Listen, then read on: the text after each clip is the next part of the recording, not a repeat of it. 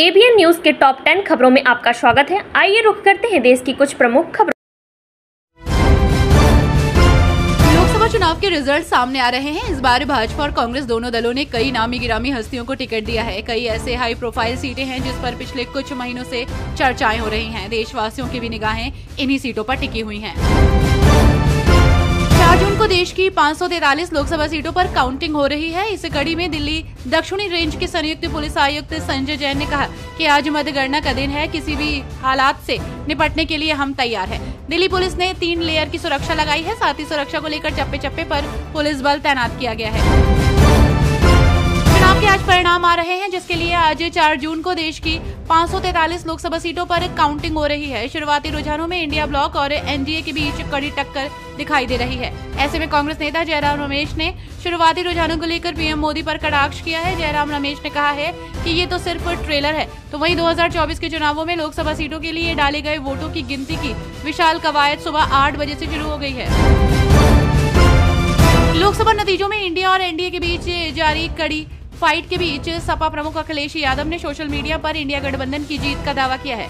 सपा प्रमुख ने कहा है कि बदनीयती की मंशा वाले अधिकारी ध्यान रखें, अंतिम परिणाम जनता के पक्ष में आने हैं, इंडिया गठबंधन के पक्ष में आने हैं, इसलिए भूल से भी गड़बड़ी करने की ना सोचे। कार्यकर्ता अपना काम मुस्तैदी से करे। जनता ने इंडिया गठबंधन को चुन लिया है।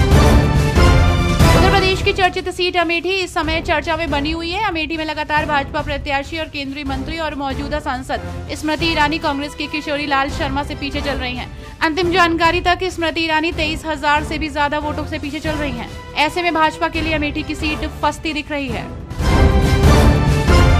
लोकसभा चुनाव 2024 के लिए वोटों की गिनती जारी है। इस बार के चुनाव को लेकर फिल्मी गलियारों में भी काफी हलचल रही।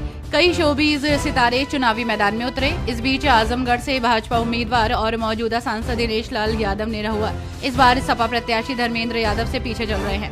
खबर लिखे जाने तक निरहुआ 22,000 से अधिक वोटों से पीछे चल रहे हैं और ऐसे में इस बार आजमगढ़ में भाजपा को झटका लगता दिख रहा है।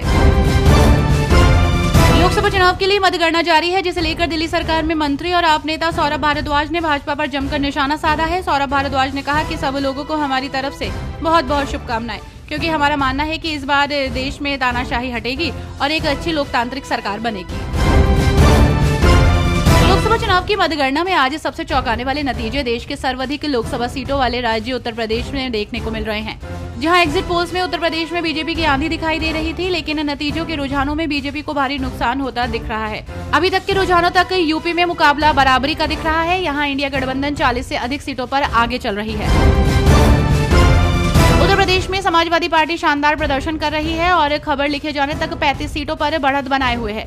ऐसे में सपा नेताओं के हौसले बुलंद हैं और इस बीच सपा के राष्ट्रीय महासचिव रामगोपाल यादव का कहना है कि जो पार्टी जीत रही होती है वो कभी हंगामा नहीं चाहती।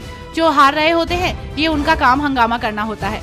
यूपी में बीजेपी बुरी तरह से हार रही है। जनता का फैसला सभी को स्वीकार करना चाहिए। लोकसभा चुनाव के लिए मतगणना जारी है, जिस पर पूरे देश की नजरें टिकी हुई हैं। इस बीच हाल ही में बीजेपी नेता तेजस्वी सूर्या ने इस संबंध में बात की है। उन्होंने बीजेपी की जीत का दावा करते हुए कहा कि नए भारत के लिए ये बहुत बड़ा ऐतिहासिक जनादेश है।